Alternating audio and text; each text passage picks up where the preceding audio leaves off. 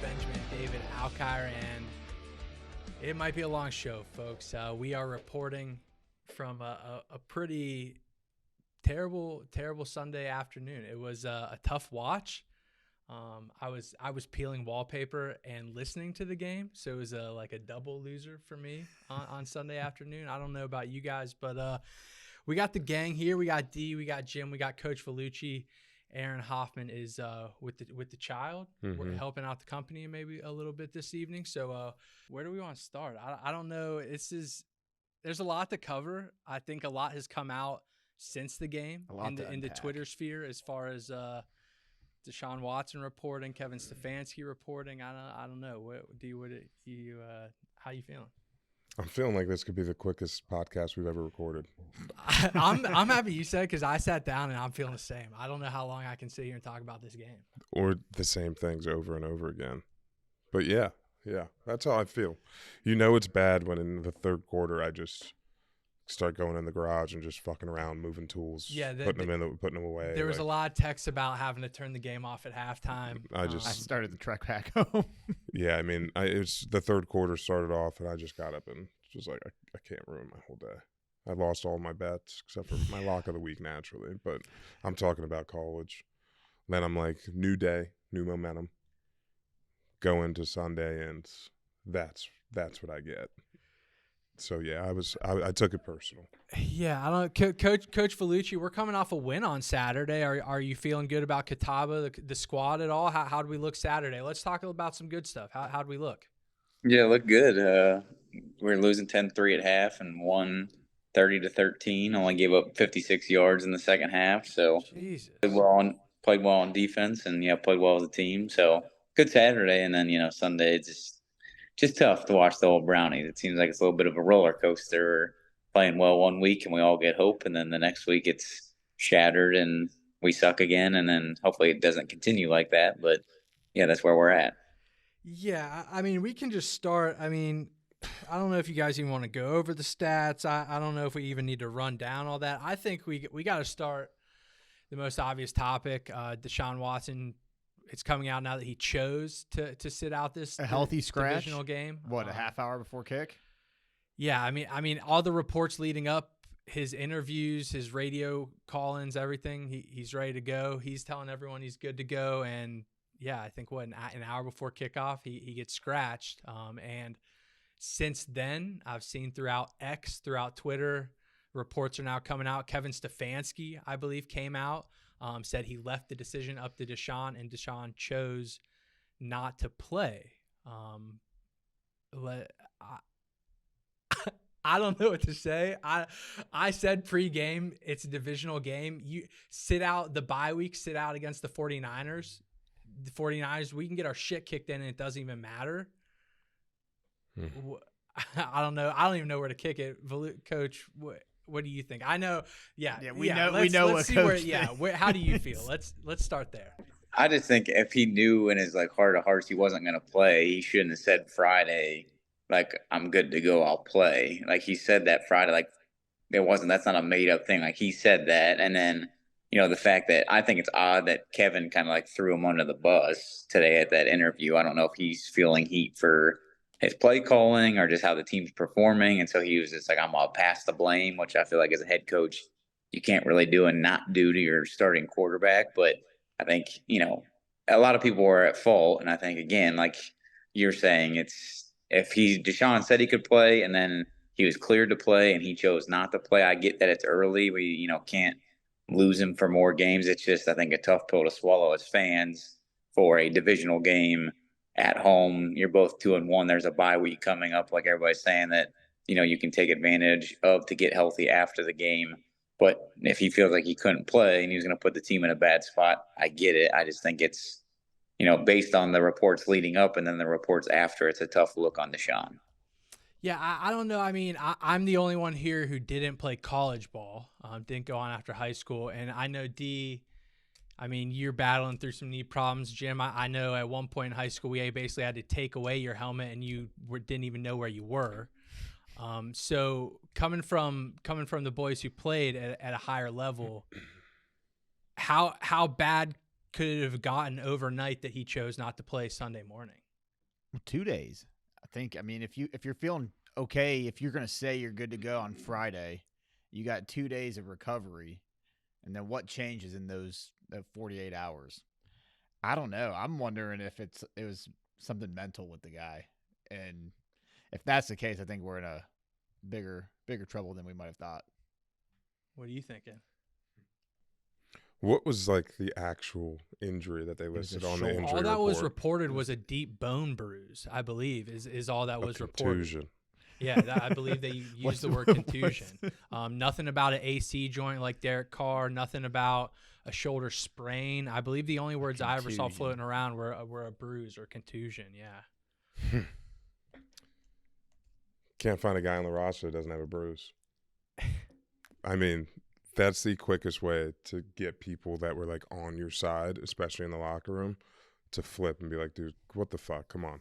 Because at the end of the day, they had to go out there and still play, and the defense tried their best, their damnedest to put him in a position to succeed, and he just royally fucked them all. David Njoku burned his face.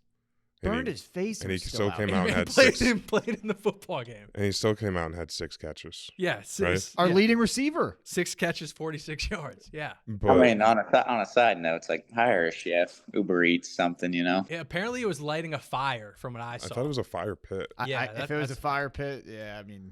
Yeah, he pulled the old Jim, poured the gasoline in.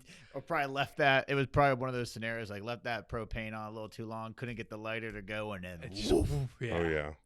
So, yeah, I mean, personally, I've been trying to be an advocate, try to defend them in many situations. This is Josh McDaniels level undefendable. That's where I'm at. Hey, you gotta just strap up the pads and play the game. It's week fucking 4 against the divisional, and it's at home. You're playing the Ravens. You have an opportunity to get a big win for the division, right? And then you say, hey, you know what? This bruise is hurting a little too much. So yeah, that to me, I think it speaks bigger volumes, because not that it doesn't mean shit to us. Like, he doesn't care what any of us fans hate to break it to you guys, but the players don't give a fuck what we think. Yeah, 100%. Right? But to people in the locker room, that sends a message. That sends a message. I wonder too. There was reports coming out from practice that he wasn't throwing, but do we know if was DTR taking the first team reps? Coach, do you know anything about that? Was he getting the reps Friday, Saturday, anything like that? Did we prepare to have him play Sunday? Were we ready for that? Yeah, I'm pretty sure he took the reps all week. So the reports all week were like Deshaun barely threw, or like he might have lightly threw the ball on Friday, and I don't know if Deshaun threw a little bit Friday and then thought, okay, give me 2 more days and I'll be good. Because then obviously, you know, I think everybody saw the videos. He was throwing for 10 minutes, maybe Sunday morning, and then he was just like, you know, I'm not going. So I'm pretty sure DTR, you know, got all the reps throughout the week. I think, you know, the play calling is kind of, well, I'm sure we'll get into that, where that comes into play with, you know, a rookie quarterback first start and you're throwing it 36 times. But that's, you know, nonetheless. See, and then we can also go back to Stefanski, right? You were saying like he shouldn't throw the blame on Deshaun Watson, but he's probably going all week thinking like, hey, he's getting the reports, because that's what they do. They'll talk to the training staff. They'll talk to the doctors. Hey, give me the best worst case scenario. Worst case, he's going to be pretty sore. Might limit his motion. He might not be able to fucking do those long balls, etc. So in his mind, he's like, all right, he's playable. He's not, like you said, it's not a separated HC joint. His shoulder's not subluxing. It's not like any ligament, nothing, right? So he's probably thinking all week leading up to it, hey, we're going to be all right. He's going to come out to play. But where he fucked up is allowing him to make the decision. Well, that's an interesting choice for me. It was like, why would Stefanski just be like, hey, you choose if you want to play or not? Well, I mean, is that you're dealing with grown men? Like he's not going to be like, hey, Deshaun, you're fucking playing. You know but he should have known leading up to it, in my opinion, right? You should be like, hey, if you're not playing, I need to know sooner than an hour before kickoff. Yeah. Like, if you're going to leave it up to somebody, leave it up to him on Tuesday. So then you give the whole team the time to get DTR in there for the reps. We can start game planning. Everybody gets used to this cadence, like all of those things that go into it. Not, hey, 1 hour before the game, hey, guys, I know you guys thought that he was going to come out and play, but just so you know, we got a rookie making his first start against a divisional opponent at home, and he's got to go head-to-head with Lamar Jackson. that in itself, that's gonna play a toll. Immediately, what is that? 2 weeks after we lose Nick Chubb, right? So it's like everybody on the and defense is gonna feel that pressure. Offense is like, what the fuck are we gonna do? I think our leading rusher was the third string running back. Here's my thing too: is what kind of precedence does that set in the locker room now? Because there's pictures already coming out of Myles Garrett in a walking boot. Oh, he was him in the cart with the walking boot on. So what the fuck is he doing? He's sitting there knowing his quarterback just sat out with a bruised shoulder, and this guy can barely walk on his ankle, and he's going to come out there against the 49ers in 10 days, 12 days, and he's expected to be out there? Like what are we thinking then as Myles Garrett? If my QB's not going to play for me, what the fuck am I doing for this guy? I feel like that's kind of the tone that I would feel like in the locker room, like Dee's mentioning. Yeah, and I think that realistically, that's the biggest thing, and you guys can all speak. Everybody's played football. That's the biggest thing that's going to piss people off. It's like, you're not hurt that bad. Like, you can fucking do this. If I have to go through this hell, you can go through that stuff too, right? And if it's for a shoulder bruise, come on. You got a lot of shit going on. And here's where now you have to now you just start running because there's no way it's just a shoulder bruise, right? I mean, you would hope he didn't just sit out because of that. Yeah, I mean, I don't know how you gotta maybe expect that it might be something bigger. And to our point about Stefanski, he's like calling him out in the presser. I mean, that might maybe be why a lot of people on the team maybe felt like he should have played. The coaches felt like he should have played, and that was kind of like his challenge to Deshaun in a sense. I think some coaches would do that and other coaches wouldn't. So, I mean, maybe that's just how the staff / team was feeling. And that's kind of why he aired that in the presser. Cause in the same presser, he also talked about how tough David Njoku is and how he's a warrior for playing, even though his face was burnt and arms were burnt and stuff like that. So I think, maybe that was a little bit of a jab at Deshaun just cause he was being soft and not playing. Yeah, I would almost go as far to say that's 100%. That's not even a maybe. Like you said, he's praising Njoku and at the same time basically putting all the blame on Deshaun for choosing not to play. So it's like but there's not a scenario where a head coach is going to be like, "Hey, I know your labrum's torn, but you should have fucking played."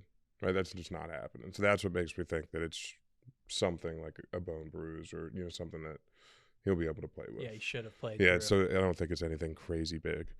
I don't. I mean, Jim, you brought up the defense in the Week 4 preview. I know we gave up 28 points. Lamar 186 and 2 TDs through the air.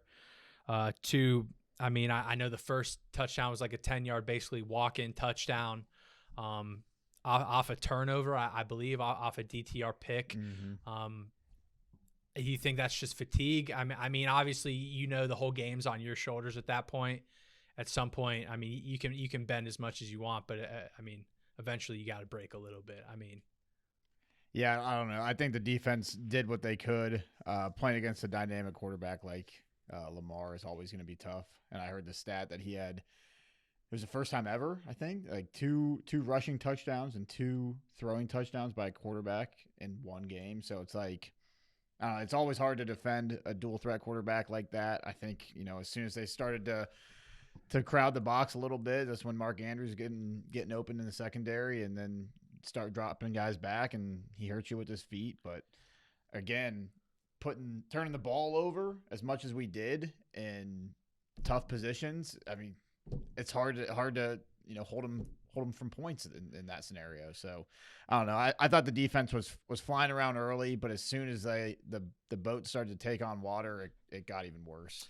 Yeah. DTR with 3 picks on the day. And here's the thing. I felt like even after the news that Deshaun wasn't playing, everyone felt pretty good about DTR. I think the expectations were set pretty high because of his performance throughout the preseason. I think everyone thought he understood the offense. He's very mobile, can get out of the pocket if need be, has a pretty good arm. And I was only listening to the game. Like I said, I wasn't watching it, but it just seemed like, I don't know. It just seemed like the game was moving like at 5 times speed for him. Oh, I think it was, we said we got to see him live, so that was cool. He did look good in the preseason games that he did play in, but I think that next level of preseason to a starting NFL game, that speed is probably, I can't speak to it, but probably so much different, let alone playing a defense like the Baltimore Ravens.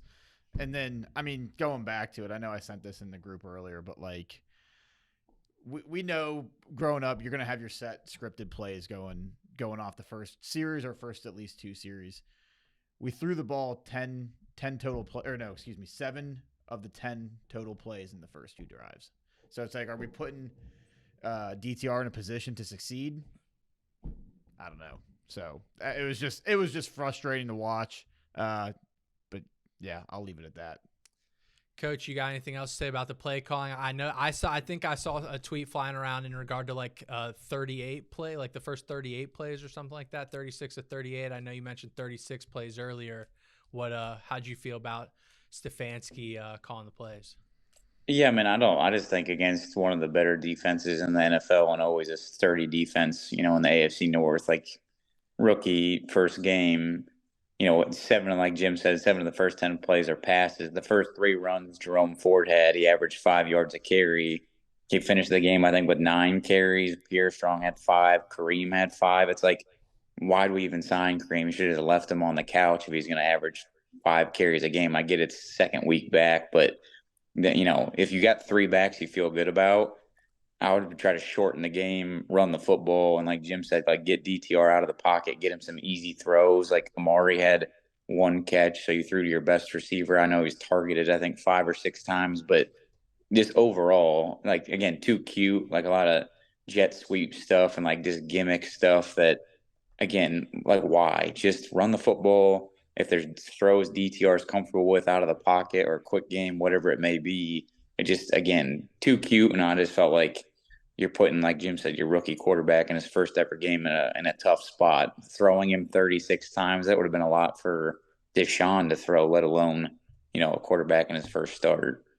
Yeah, and I know DTR went down 4 times, too, in the backfield, 4 sacks. I heard at one point, was DeJuan, did he go out of the game at one point for an injury or something like that? I heard he went down. He went down. I forget his name. Our center. He went to the locker room. He went to the locker room with a chest injury at one point. I forget his name. Who's the linebacker for the Ravens? Mosley. Was it whoever said that they were going to come into our house? Yeah, that's Roquan. Beat our ass basically. And he did. They did that. So. They backed it up. We still got he still got a traffic cone at left tackle, so that's always good. Yeah, I saw another tweet flying around that basically said what we were kind of echoing. That was like he literally just doesn't care. I think it was during the Baltimore game where someone gets off outside shoulder on him, and he literally just like watches the guy go by. Didn't even put hands on him, just like watch him go by. And it's like, we're not the only people seeing that. I know that for a fact. I don't know if it's casual people are seeing that at this point too, but I know a lot of people are it's very visible at this point in time. I got nothing. I've said what I've had to say about him. It also didn't help that Pochik went down, right? The center. Yeah, Jim was mentioning. Yeah, that's what I'm just thinking of everybody that we have up front. We're already getting dwindled, but DeJuan Jones, like I said in the beginning of the season, my hope was Conklin could stay healthy and he took over for Jedrick Wills. But, football's football. You lose him early, and now we're locked in with him. So that's unfortunate. I got a quick question, though. Bull, you might know this answer. Who was it might have been the preseason game last year, the center. It was he like blew his knee out last year. It was either the first game or it was in the preseason. He was a starter, blew his knee out, and then we haven't seen him since. Did they let him go? Did he trade him? Well, I thought, what's his name? It was Treader, like the starting center that got hurt, and then this Ethan Pocic, however you pronounce his last name, is the one that ended up taking over. Yeah. Like J.C. Treader got hurt. This guy took over. It might have been Treader then. What happened to Treader? He's retired. Oh, really? Yeah. No way. This guy was a younger guy, I feel like. Oh, he's like the head of the NFLPA, and yeah, I think he retired. He was like, once the Browns let him go, I don't think anybody picked him up. It wasn't Treader. But go ahead. I was just curious because he was the starter and then tore his ACL, and then I haven't heard anything from him since. Yeah, I'm pretty sure no one picked him up, and then because he was like the head of the NFLPA, and they thought owners like hated him. So he's like getting blackballed from getting signed. I got a stat here. I'm just scrolling Twitter and looking at some PFF pass blocking efficiency rankings. Through week 4, offensive tackles, Penei Sewell, 1, Tristan Wirfs, 2, Trent Williams, 3, DeJuan Jones, 21st, Jedrick Wills, 59. Out of what? There's 64 tackles. 64 tackles. Like, I didn't know if it counted like backups and everything. My like that, God. Who's last? It's focusing on the Browns. Gotcha. Yeah, I don't know. The only other things I was going to bring up going into the game, I think I mentioned in the preview, the percentage to win the league was 40.9% Baltimore, 35.2% Browns. After the game, it's now 81.2% Baltimore, 11.5% Cleveland. I think our percentage to make the playoffs was still around like 40, 45%. But fuck, it feels like it's going to be a fucking battle to get there.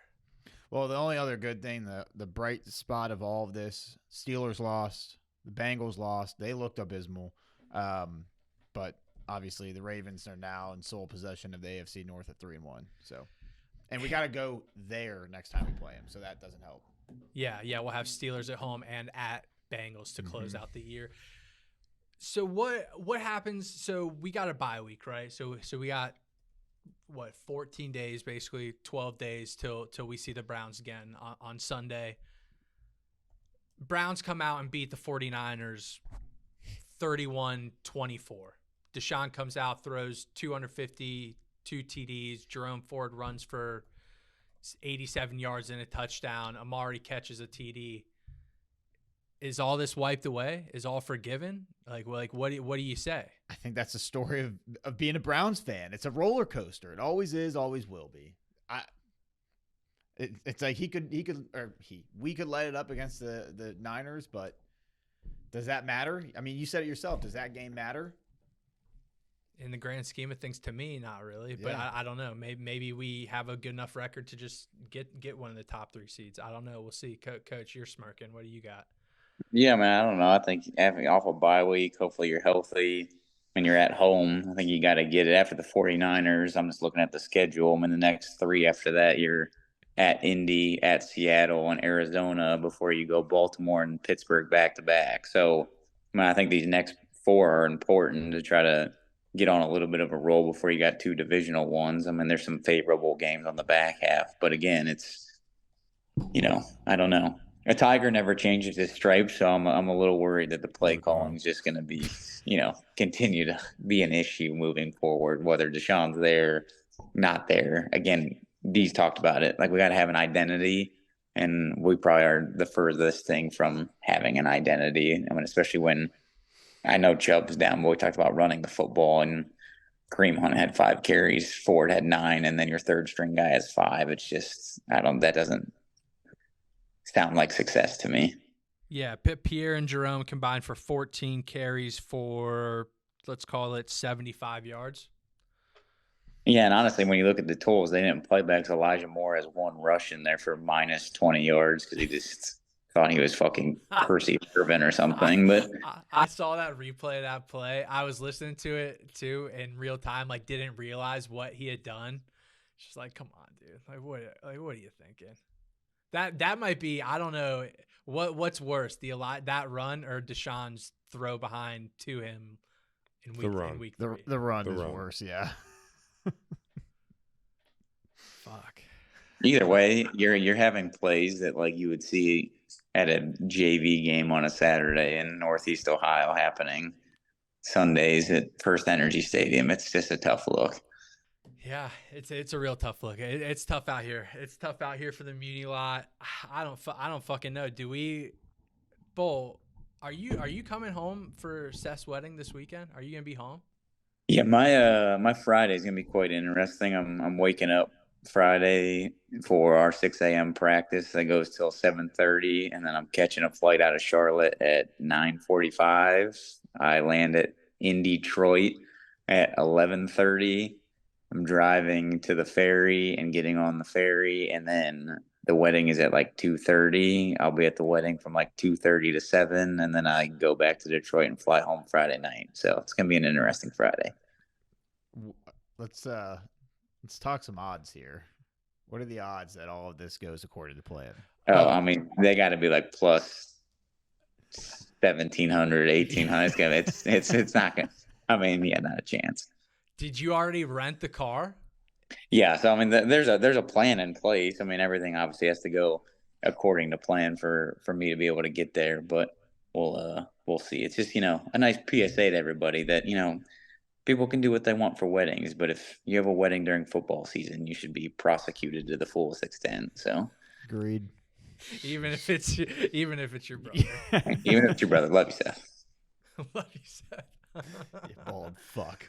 Oh shit! All right, so that answers my. I was gonna say maybe we should all go to the Muni lot for the 49ers game in 2 weeks to get the energy up. I don't an on-site Muni lot pod. Hey, I'm willing to go back and watch a game. I mean, shit. At this rate, maybe we'll get some cheap tickets. No, yes. You're just immediate no. I'm not giving them my money. They've taken enough. Yeah, I do think if they make a run and there's like a later game that's like going to clinch the division, I'm again speaking very optimistically about the Browns, that an on-site Muni lot pod would be funny. Well, I don't know. I mean, I know we close at Bengals, so that game. I mean, we could go to Cincy if we really wanted to. I mean, we play the Jets 2 days after Christmas, 3 days. Any like Thursday or the Jets is a Thursday game. The on Bears Amazon game Prime. is TBD, so that could get flexed. Yeah, it says flex game. to a 9 a.m. game, not in London. To fucking London. Yeah, ship them off. Ship 'em over the pond. And put them on a fucking Toy Story cartoon game. Oh boy! All right, well, let's just make this one quick and painless. Maybe talk about our other losses. Sunday, I know D already mentioned. I'm the only one who got a loss. And Skip, you and Skip. Yeah, well, it's same team. Yeah, the same Bengals game. look. I don't know what's going on down there with Joe Burrow. Here's the thing too. You said during our recording we're on the same wavelength for the Thursday night game, and that was a shit show. Thursday was. We said the Packers. You should have known the second Honestly. the Packers got the shit kicked out of them that you should not have picked the Bengals. Yeah. I didn't watch any of the Bengals, but I know that they got some locker room drama going on down there. You got I'm always fucking. Yeah, open. he said he's always open, and Joe Burrow looks like he forgot how to play football after he got paid. Yeah, did you see that? No, I haven't been on. He said it to a reporter in the locker room after the game. He said, He said, "I'm open. I'm always fucking open. I'm always fucking open. Part of my language or something like that." Yeah. Damn. Yeah. He chirped him a little bit. That's a tough look. I know 49ers squeaked it out. They were let the Cardinals in for a little bit. How were you feeling during that game? Yeah, I mean, obviously, I got no bearings on the money side of things. Just allegedly making picks over here for the pod. But yeah, I obviously want the record to be good. So it was good to see. I didn't think they were going to score late. They were got down there with like the 2-minute warning, and they I think could have kneaded out and just won 28-16, but they chose to score. So I'm glad Kyle Shanahan showed some cojones and went for it. Between Shanahan and James Franklin, he gambles, dude. He gambles. They should 100%. all be doing this. He knows those boosters. I don't know what they pay him to cover those spreads, but he fucking loves to cover a spread. 5-0. He fucking loves it. 5-0 against the spread. Unbelievable. You got to think there's an incentive in the contract. He 100% is getting. It's not about the bonus record. It's boosters. about the against the spread record. Yeah, I don't know. But yeah, D Cowboys money line was a fucking breeze in the park. Moneyline King. Yeah, so I'm not gonna lie. I was gonna chirp you a little bit because this money line thing, it was getting under my skin a little bit. I'm not gonna lie. When Dap said he should have just tailed your picks, I was like, well, yeah, it's fucking easy to just call out money lines all the week. And then I looked at your previous money lines, and they've all been relatively close. I think Cowboys was only like a 6-point favorite. Mm-hmm. Whatever your pick was like the week before was 3.5, and Chiefs week 2 or whatever was only like 2.5 or 3.5. So I'm on board with the money lines. I was just gonna say, as long as they're not like 400, 500, 600 favorites.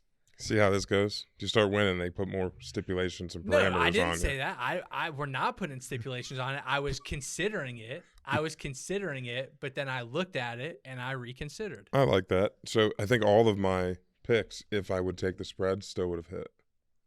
I mean, the Cowboys were for sure. Yeah, I that mean, would've without cashed. question. Yeah, I think all of them have done it. So the viewers, the common gamblers, or even just the social sports lovers like Bull himself, you can make the decision. I'm just telling you, at the end of the day, that they're going to win. I'm in the business of making money, not gambling on if it's 5.5, because when I do that, I end up like I did on Saturday. Fucking Georgia. You serious? God, they had it too. You That was serious? They disgusting. had it. You But can't- Georgia Southern, you want to talk about a cover? Vegas has us down. Yeah. Oh man, what was disgusting too at one point was what was it? When Notre Dame scored to go up, I think they went up 6 and the spread was 5.5, but then they scored to go up 5 and they went for 2 and got it to go up 7 and the spread was 5.5. I thought 100% they weren't getting that 2 and Duke was still gonna cover. And I was like, it's sick how Vegas. yeah, draws that's this why I shit sent that up. text. I was like, Vegas is a bunch of sickos. It's absolutely disgusting. It's wild how it always comes down to shit like that, though. It's wild. But Commanders, I'm back on the bandwagon, baby. Oh yeah, Another W in the pocket. and they had an overtime game, and now they're playing a short week. I think they have the Thursday night game this week. The Commanders do. Yeah, it sucks. I told Wiley, I was like, listen, man, we need to talk to the NFLPA, tell them to actually do something for you guys for once and get you guys paid more for these short weeks. I think give you guys some skin in the game. What's They're it? raking Imagine in. that, dude. Before the year, Raking in. what the NFL was bantering to like have them play a few Thursday night games a year, Yeah, right? And right now multiple. it's only allowed to be one, I think. I'm not sure on how many, but I know it was multiple, and everybody was like, Yeah, fuck you're no. fucking crazy. No, those short Can't weeks I couldn't imagine. Because you have your off day, you have your film day, your off day, and then you get into your 3 days of padded. Well, some probably not padded And what for them. too? But, If you win Sunday, usually you take Monday off. Some locker rooms, I think. well, no, too. typically it's you go in and you do film on the day right after the game, and then they have an off day on the second day. Okay. So it's a film recovery day, off day practices. Got you. But yeah, they don't have that. It's tough. It's tough. It's tough. All right. I don't know. Do we got I mean, we still got we got week 5 preview coming What out. about just Monday night picks?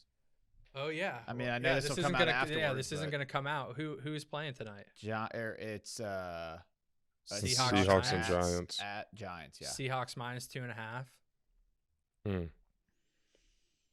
So I'll just go quick. I'm gonna go Seahawks. Or not Seahawks. I'm sorry, Giants. Home dogs. I took a Giants money line. Giants money line. I like the Seahawks, dude. I like the Seahawks. I like Kenneth Walker. They got DK, Tyler Lockett. Geno's pretty serviceable for the Jackson most part. Smith and Jigba. Yeah.